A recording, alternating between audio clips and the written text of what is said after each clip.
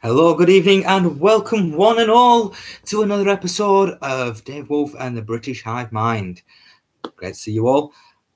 And yeah, here we go again after a nice weekend. So, big shout out to all the women in Sunderland that were out there marching, out there protesting, showing the world, showing everybody in Britain, because it was covered a little bit by the mainstream media, so more people found out, more people saw, and more people understand the disgusting things that have been happening in Sunderland, and the women are now standing up against it and demanding that there are no more rapes, no more grooming gangs, no more scumbags in Sunderland. They are encouraging and telling and forcing the police to do something about it. So big shout out to them. Big shout out. Well done Emma. Well done Joe. Well done everybody for getting up there. Well done John for getting up there and filming it all. Good stuff to you all. Well done.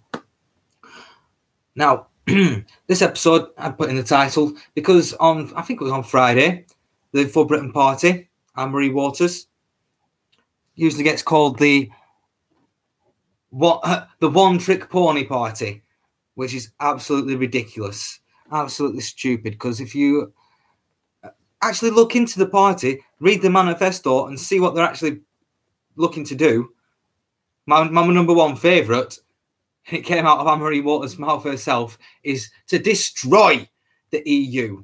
The only way we're going to get out of and get away from the EU, the European freaking dictatorship, is if it is completely and utterly destroyed, stem and root.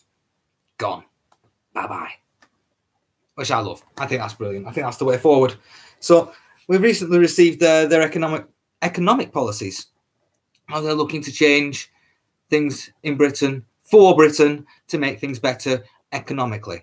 Because I think we've all had enough of this fucking shitty bullshit austerity and this shitty quantitative easing and this that they've piled on top of the working class. Because it's not the businesses, it's not the companies, it's not the big frigging corporations that are suffering from this. It's us. It's the little people.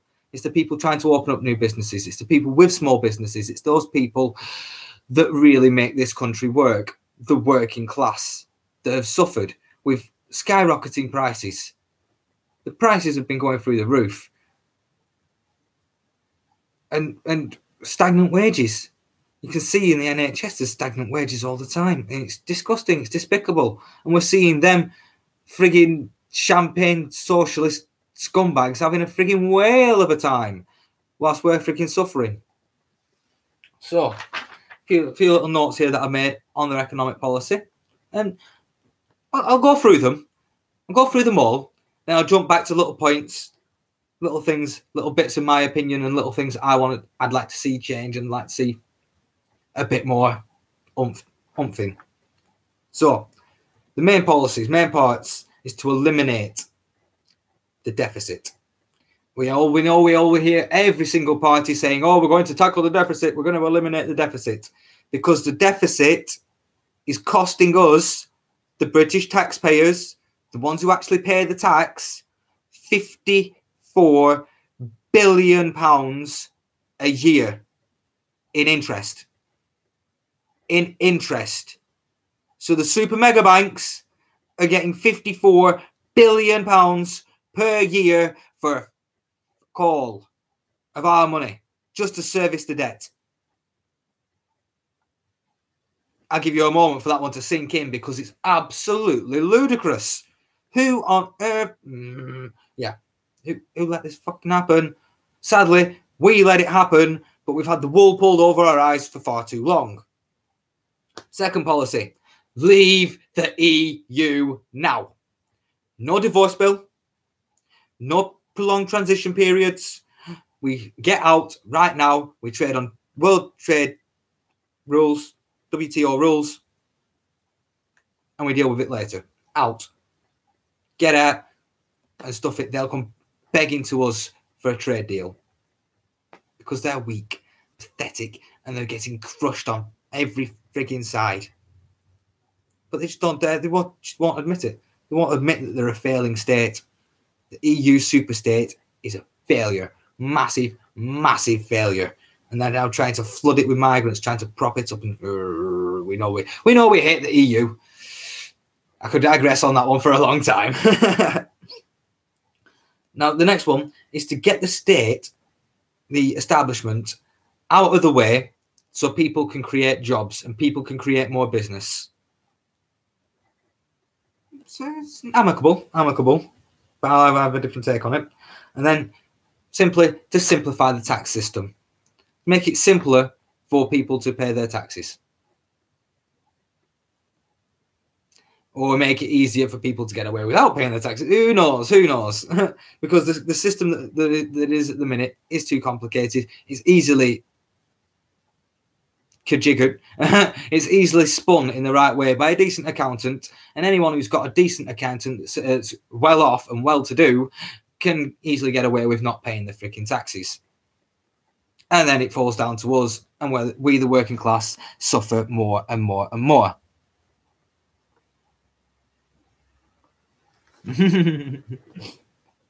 Yeah, but the thing with that is they're going to try and take us with them. The death of the EU, in its death throes, is going to try and take out everyone and everything with it. And we have to be prepared for that. Yeah. So, to pay off the deficit, we have to save money somewhere else. We have to take it from here and put it over here. We have to save it from spending it here and put it back into here. Makes sense.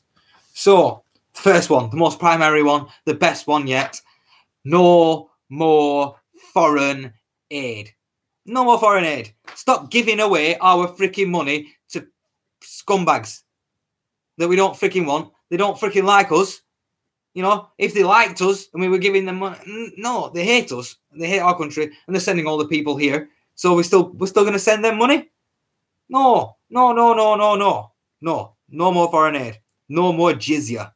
No more of my tax money is going out there. It's all staying in the UK for Britain, for the British people, to make Britain great again. No to HS2.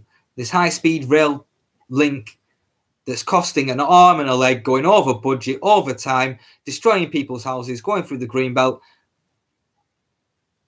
Not a good idea. And there was a better... You heard with the Crossrail in London. Oh, yeah, let's spend loads of money on Crossrail in London, but it would have been done, I think it was £7 billion cheaper if they used maglev trains. You know, like the Japanese bullet train is a maglev train, super fast, super technological bullet train. And it would have been £7 billion cheaper. Yeah. Oh, the cash was sent over there to China. Went to fund the war efforts. Yeah. Yeah, we send our money to tyrannical dictators in Muslim countries for them to oppress their people. Yay! Establishment. And yeah. The next one, I'll come back and I'll pick these apart a bit more. To limit child benefits to 2 children per couple. I've got some points to make on that one. This one, no welfare to immigrants. No welfare to immigrants for 5 years. You have to live and work in our system for 5 years. 5 years before you get a freaking penny from our state. Yes. That's going to stem the immigration into this country. Yeah, I like that one.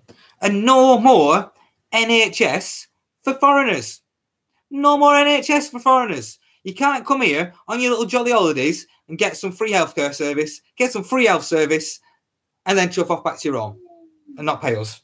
Stuff that. You're not having that. Not a chance at all. You have to be a full-on British citizen to get your NHS benefits, to get your NHS. That is the way forward. Yeah, I was going to touch upon that because once we leave the EU, we can really take back control of our laws and take back control of our country. What is that one? Yeah. So the next one is to lower corporation tax, like Donald Trump has done, to make sure the multinational corporations, the big conglomerates, keep their money in the UK, and they don't just keep shipping it out to shell companies and stealing it from us. So we pay all our money to them, we buy their stuff, we buy their products, and la la la la la, and then they don't pay any tax upon it. Sorry, but yes, I'll get back to that one. No income tax on the minimum wage. If you're earning minimum wage, you shouldn't have to pay income tax.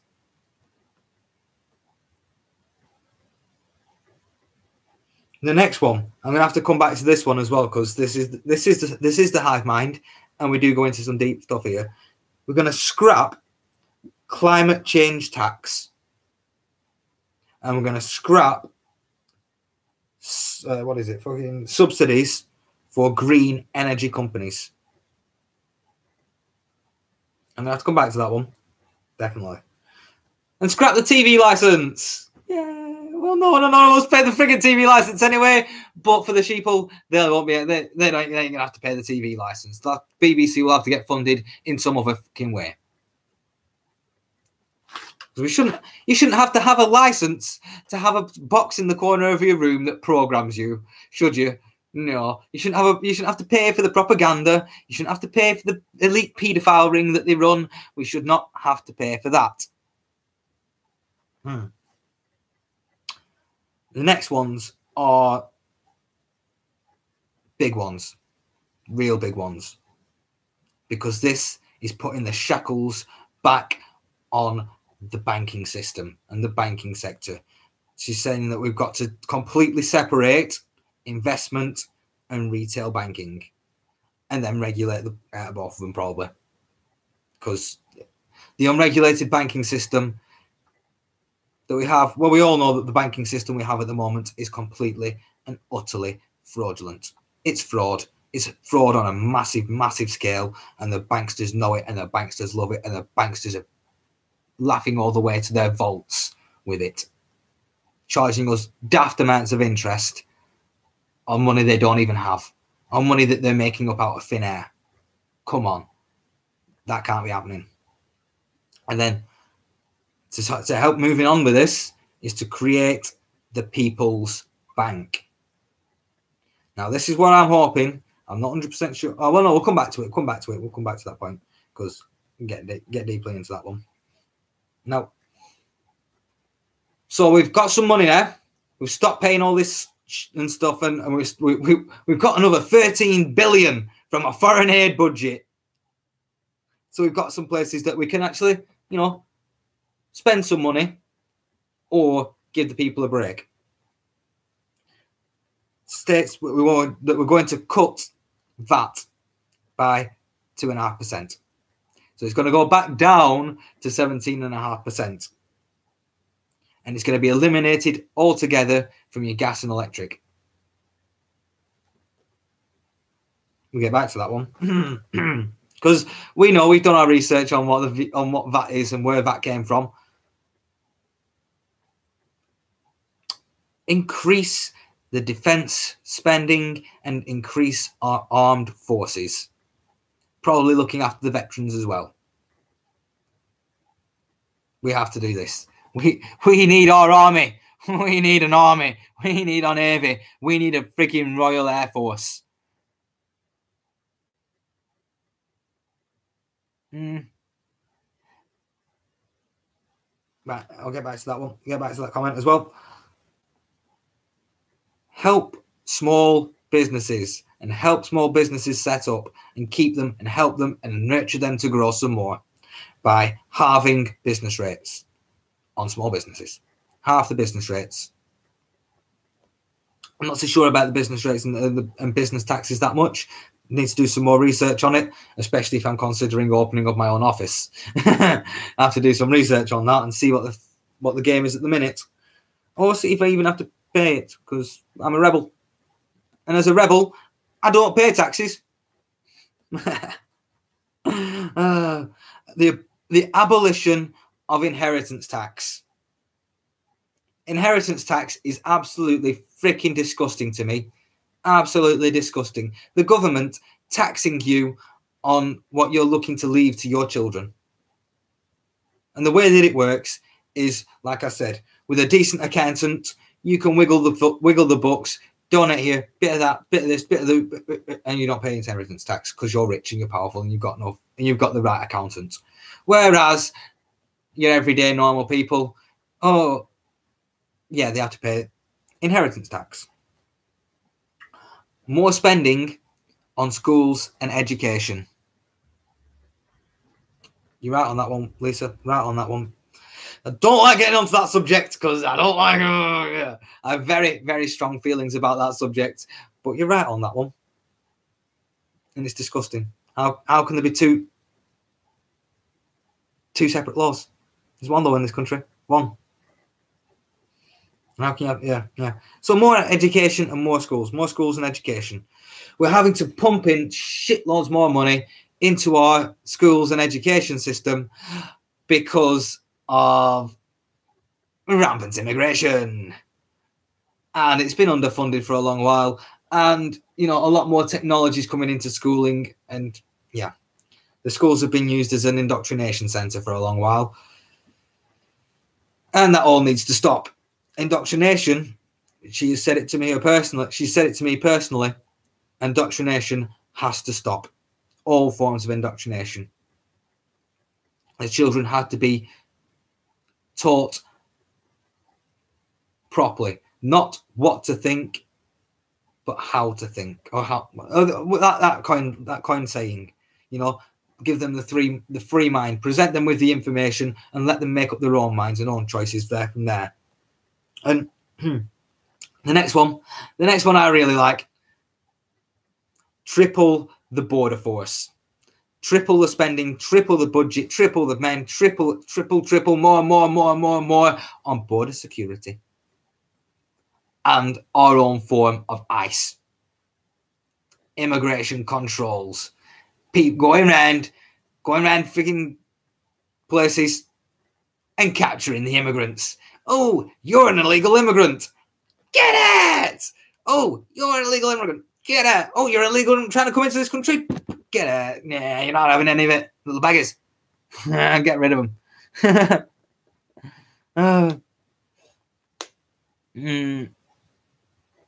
Yeah. So that's the main bulk of the economic policy. Some good things, some not so good things, and some things that are indifferent. So let's go back because a lot of these things, like I said, we'll have a little deeper look into. Leaving the EU. Once we leave the EU, this is going to cover a few of them because once we leave the EU, we can gain control with our laws, our own taxation. We can actually abolish VAT. Just because something has a value doesn't give the government the right to tax it at all. Does it? No, it doesn't. Just because something's worth money doesn't mean the government can come along and go, I want some money. Take it, money. That's all they're freaking doing at the minute. Money. Throwing it away. Throwing it down the drain. So, like you said, same with the HS2 and probably Crossrail as well, implemented by the EU, forced upon us. Oh, you want some of your EU money back? Well, you have to spend it the way we want you to spend it, and we want you to spend it on HS2 that we're going to have the PFI contracts on. So you're not actually going to ever own it. We're just going to have the infrastructure there, and we're going to run franchises off it. Yes, because we're the EU and we're a bunch of fascists. Now,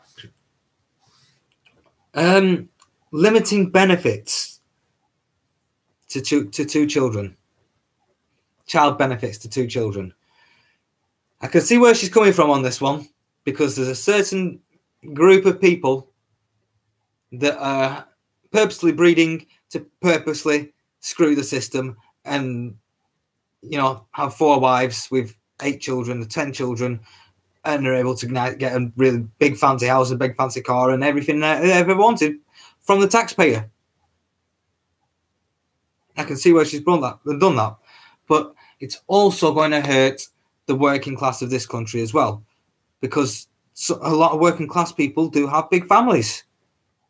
And if you take away all of the child benefits from them, they're really going to really struggle, because, they've seen the other people cashing in on child benefits, and they thought, well, we'll have a little do with it too. And yeah, so I see. And the fact is, the British people need to breed more. We see this happening in Hungary, in Poland, in places like that in Eastern Europe, where they're actually encouraging people to breed, because they know there's a war of the womb going on. They know that they're going to need people in 10, 15, 20 years' time that are willing to stand and fight, that are willing patriots, loving in heart. They're going to need people. I think you get £500-600 a month or a week or something. You get quite a lot of money for having children. After your 3rd child in Hungary and Poland, or one of the Eastern European countries, you get you get some good money for it, because they want them to breed. They know they need to breed. And we're getting outbred in this country. If with limited benefits to having 1 child, then you've got to see it on the grand scale of things. If each 2-parent couple have 1 child, the population is going to shrink. If each parent has 2 children, yes, it's going to start staying the same. It's all right. But if one demographic is allowed to have umpteen children, you see where it goes. And then our demographic only has 1 or 2, you see where it goes.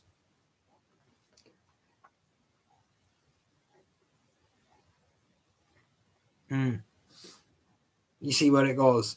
It's a slippery slope. It's a slippery slope, and we need to start reversing it. We need to encourage Caucasians, British people,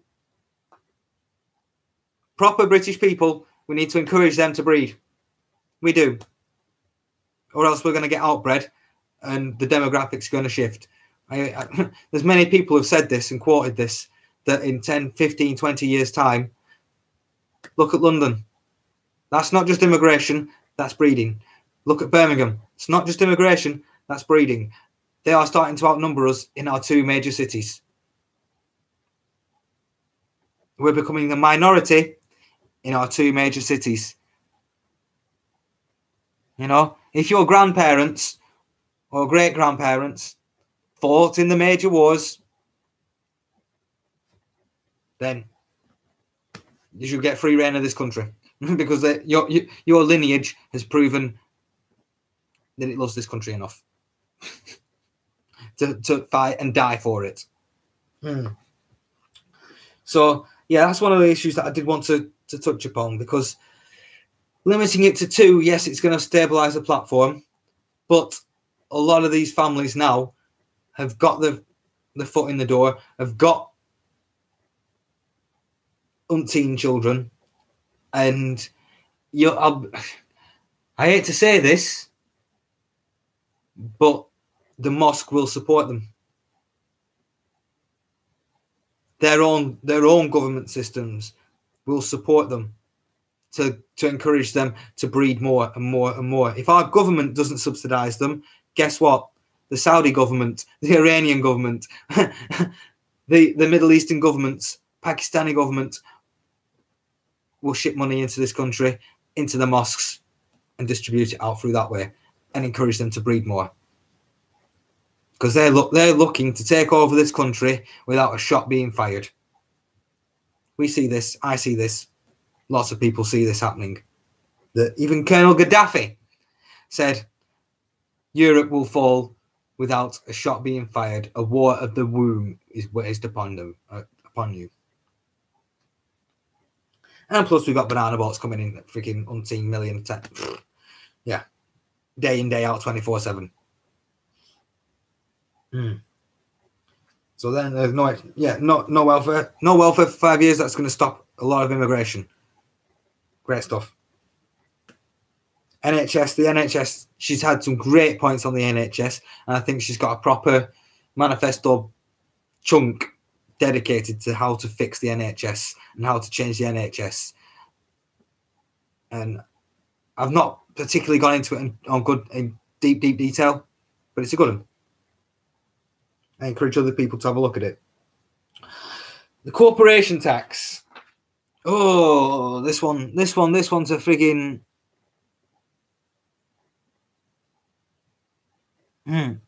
This one's it's a double-edged sword. It is a double-edged sword because these multinational conglomerates are multinational. And they get away with not paying taxes because they are multinational, because they have their headquarters in Panama, because they have their headquarters in Switzerland, because they have their headquarters in different countries, they can sort of wiggle the way around the corporation tax. So I want to see proper enforcement of the laws upon them. I want to see them squeezed and forced to pay not only the tax that they owe for this year, but for the past freaking fair few years as well. We need to get our tax back, because if the corporations were paying the right amount of taxes, life in this country would be a darn sight better. But they're not. They're screwing us all over. They're able to just not pay any taxes whatsoever. Pinch from the pension pots. You know, if the if they were actually avoiding taxes to provide a decent pension at the end of the day, you know, but they're not. They're using it to line their own pockets. They're using it to freaking pay corporate bonuses and pay corporate people, corporate things, you know. Yeah. And they're not even using it to invest in this country, to build better plants, to build more stuff, to build infrastructure, to build more factories and manufacturing, to build more shops and retail. They're not even really using it for that.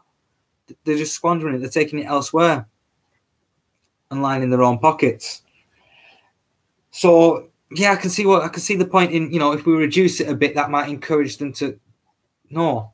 You don't see these people, frick's sake, by saying, oh, well, if we lower it, we'll encourage them to stay here and pay it for us. That's almost going out to them with cap. Oh, please pay us, sir. Please, sir. Please pay your taxes, sir. No. Full letter of the law. You will pay your taxes, or else you will not have any business in this country. The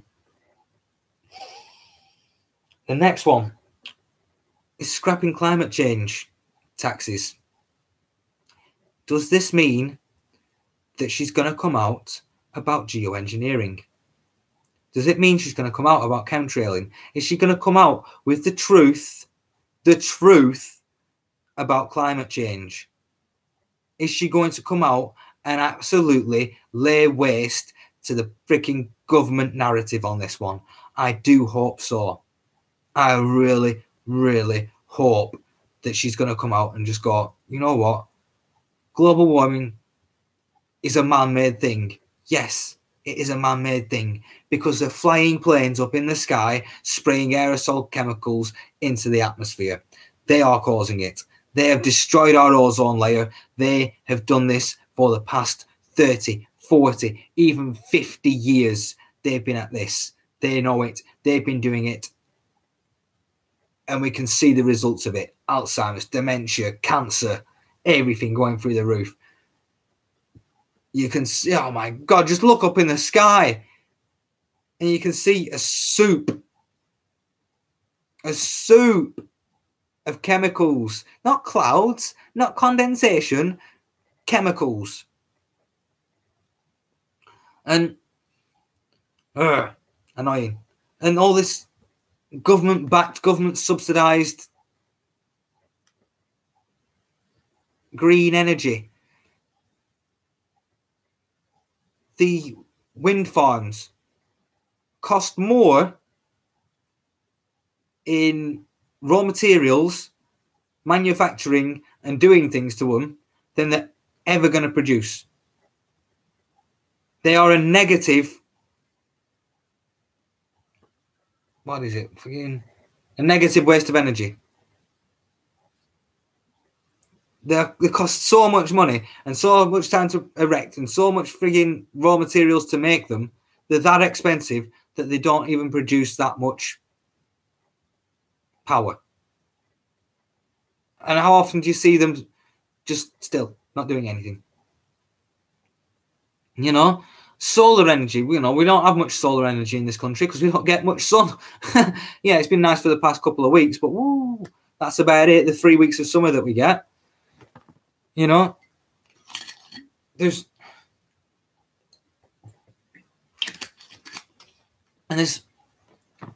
fracking. Oh, don't get me started on fracking. Fracking's there to freaking kill us. That's the only reason. That's the only reason. There's still plenty of gas in the North Sea. There's still plenty of proper other gas sources. And there's better ways of getting electricity. Much better ways. You know. I've brought some of the ones that I know down. Some of the technologies that have been suppressed. Technologies that will change the world. Technologies that big oil and big gas have been subdued, have been suppressing, have got the patents for and ripped out of the public eye. Nikola Tesla, back more than 100 years ago, created the energy harnesser, a way to harness energy and electrical energy from the atmosphere. Just put it on your roof of your house, and it harvests energy, and you can power your entire house. So I'm going to go through some of the suppressed technologies that I know about, because that's what we do here on the Hive Mind. So we've got the PoE vortex coil. This is a copper coils wound in a very intricate way, in a very intricate pathway that works really, really well. And it amplifies electricity as well as producing it through a magnetic coil and a magnetic field as well. So it has two ways of working. So you can get a magnet to spin to drive to create electricity that way. And you can also amp up wattage. So 1 watt can power your whole television. 1 watt can power the television. 1 watt can power 100 times 100 watts. And that's a CoE vortex coil. Do some research into it. They look blooming cool as well. And if you get them and you arrange them in the right patterns, they work really, really well. There's something that we need to be frigging getting Dyson to build. You know, he's got his little electric motor, his little V6 electric motor that frigging powers a little Hoover. If you built these vortex coils and did them properly and on a mass frigging huge scale, then we'd power the whole of the UK for free. Now we've got how many rivers are flowing 24 hours a day, 7 days a week in the UK. I'm sure you might have seen them because they've been advertised on Facebook and on Instagram and things like that. The little coils that spin in the water. There's some that spin that way. And you can get them for your little backpack, and you put them in when you go camping, you put it in the river and it flows and it recharges your phone. You do that on a big scale, can do a lot, can make a lot of power, make a lot of energy. And then you've got those ones that divert the river a bit to the side or come off the side of the river or the canal and send the water down a little turbine like that, and feed it back into it. Why aren't we using this technology that's been around for frigging years and years and years and years? But no, Let's get the Chinese to build a nuclear power plant with Chinese crappy steel. Yeah, right. That's a great idea. Let's have another nuclear power plant with some more nuclear waste that we're going to have to somehow find a way to get rid of. Oh, well, let's drill some really deep boreholes into the earth. Let's pour it all down there. Let's pour all the radioactive waste down there and hope that it goes away. Come on.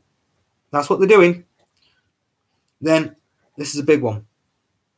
This is serious science, serious physics, super physics. 0 point energy. 0 point energy.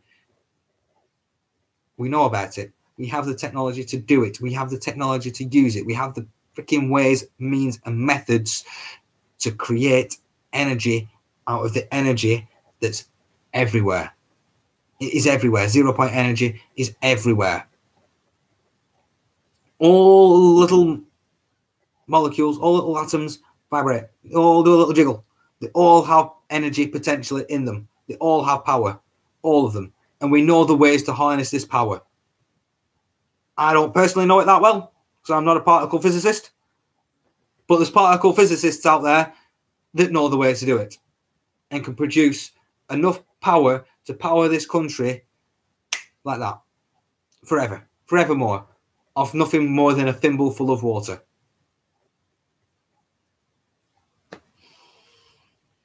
And then we've got little ways that we can bridge the gap. Because we can bridge the gap. Because it's going to take a little bit of time to get these up and running.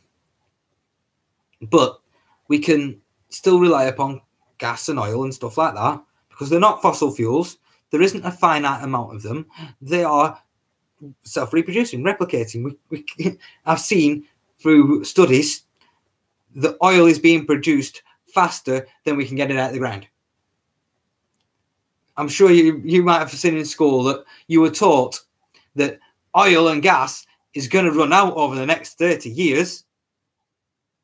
Well, that were 15, 16, 17 years ago. And there's no sign of it drying up. There's no sign of it running out. None at all. Do you think they were lying to us? Do you think they lied to us so they could put the price up?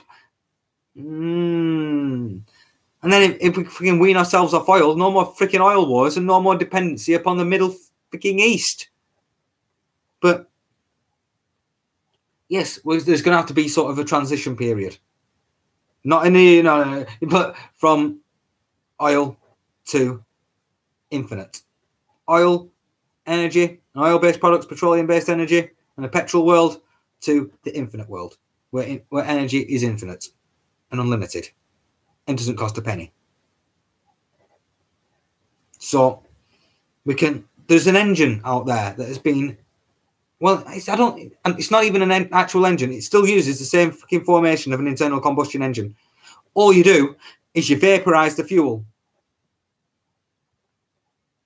You turn the fuel into a vapor and then feed it into the engine.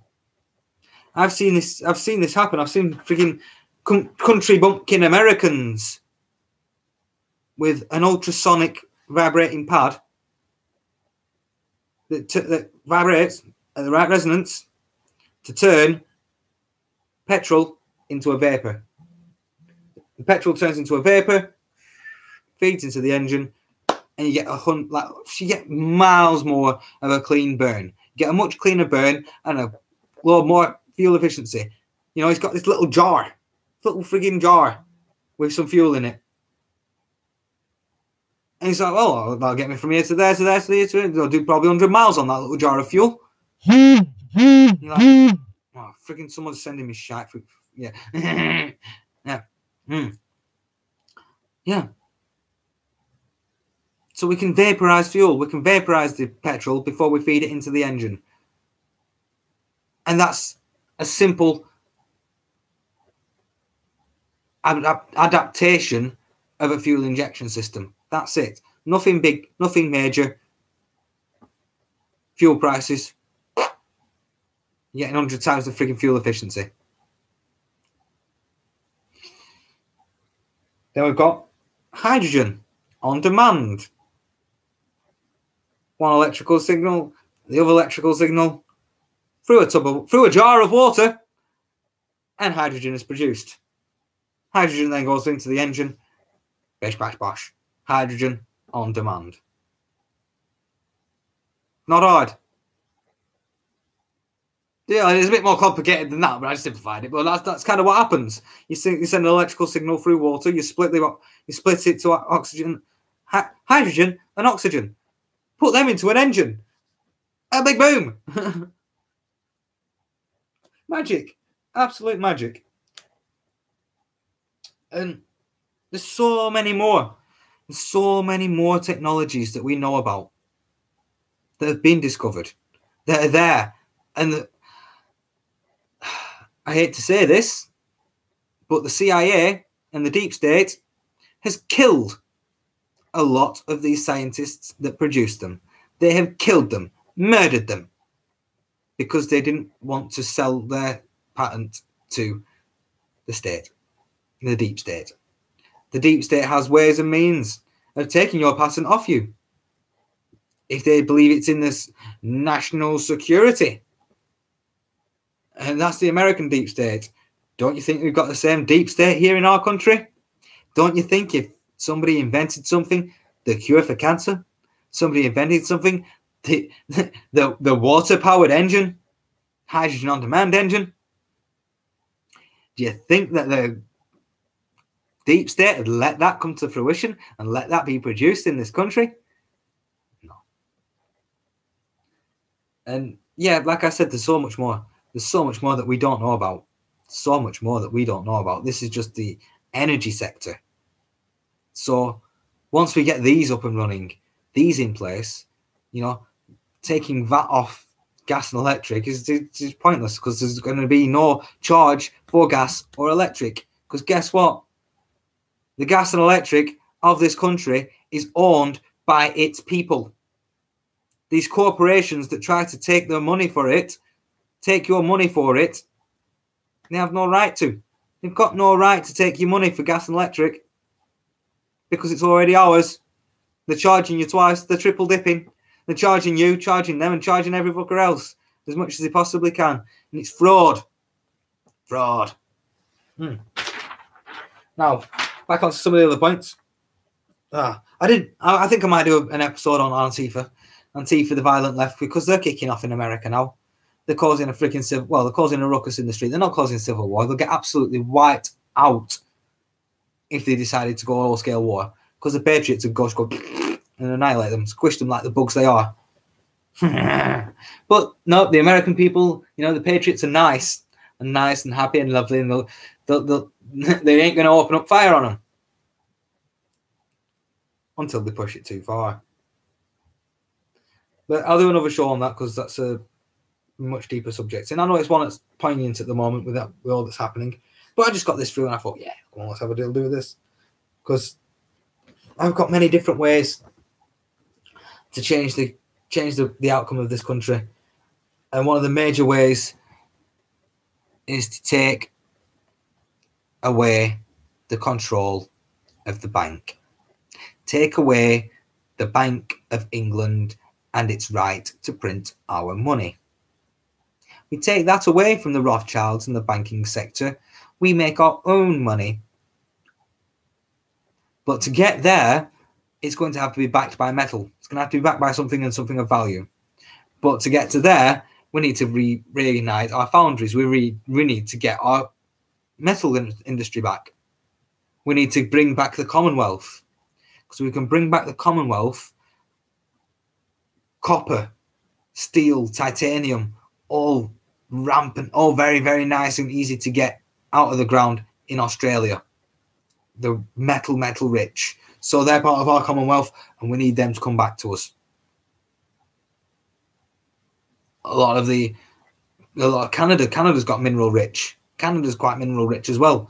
We need to bring them back into our Commonwealth, and we need to have, I'd say, a standardized currency for the Commonwealth currency that we have throughout the entire Commonwealth. So Canadians have our money. Same, they can bring it over here, they can spend it over here. So the Australians have the same money. They can bring it over here, spend it over here. All got the crown on it. All the same currency. All the same.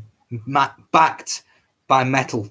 Backed by a substance. Backed with something. And there's no more Bank of King England. There's a People's Bank. There's the Commonwealth Bank. There's the bank that serves us. The bank that doesn't print money, lend it to us, and expect us to pay freaking interest on it. £54 billion a year in interest on it.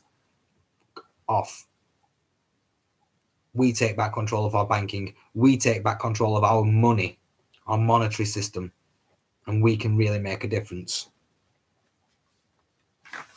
And hopefully, some of this is, well, hopefully all of this is going to come true, because I want it to. I'm going to make it come true if I have to. Yeah, so we've got to, like I said, with the policies, we've got to restrain. We've not just got to restrain the banks. We've got to crush the banks. We've got to stomp them into a million tiny little pieces, stomp them all to pieces, and build them back up again in our image, the way we want them to work, the way it's going to work for the people of this country and the people of the Commonwealth. That's the way we've got to work it. So that's got to be scrapped. It's a European tax. It was imposed on us by the EU, and we don't need it. We don't want it. Get rid of it. Gone. A decent tax system. Yeah. So all of these policies that we want to put in place, a lot of the policies there, the economic policies that put in place, we have to be our own sovereign nation to do it. So for Britain is an extremely anti-Euro party. They want to get us out of Europe. They want our sovereignty back. They want things to go well for British people. UKIP. No. Do some research on them. Find out who they are. Find out who runs them. Find out. You'll be surprised. You'll be surprised. So, yeah. That's the show on the For Britain economic policy. There's other things. Other things. Yeah, we touched a bit about forbidden technologies. We've touched a bit about what I want to see. My currency and my way the world will work. The best way. I'm not always right, but I'm always right. I'm always joking, everybody. Anyways, so I'm going to call an end to the show now. Thank you all for watching. Thank you for your comments. And yeah, maybe Antifa tomorrow. Yeah, I've done a loony lefty show before, but it's such a ripe fruit that we can eat all the time. Bloody loony lefties. Anyways, thank you all very much for watching. Take care. Have a good night.